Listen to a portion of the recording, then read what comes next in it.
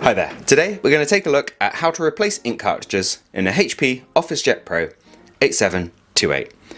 Now we're specifically looking to change ink cartridges when your printer isn't anticipating that something needs to be changed. So we're going to be fighting against the machine a little bit, but sometimes it's necessary when you've got a colour that's really not pulling through or you're troubleshooting another issue with the machine. So first of all, we're going to go above the control panel found on the printer to where the paper tray is, where prints are kind of spat out as the machine's working, and there's a small indent just here, so we're going to lift that up and the whole thing will slide back nicely underneath the scanner bed.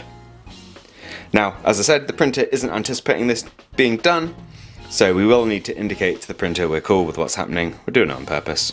Let's click replace cartridges, and then the printer will move the ink cartridge cradle into the correct position, allowing you to access the 4 cartridges in there.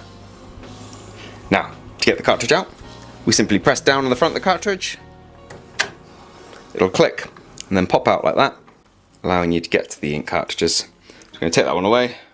There's actually nothing wrong with this machine, so I'm going to pop the same one back in.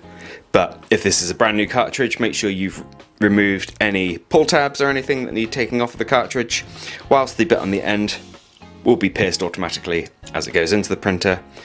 Some manufacturers, especially with compatibles and remanufactured ones, may have little pull tabs or something you need to take off, so do check for anything that needs removing.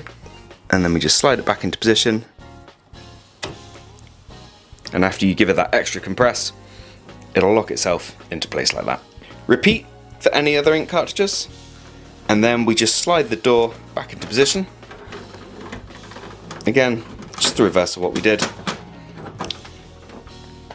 This printer is very good at detecting when something has changed. It can already tell that door's back in place.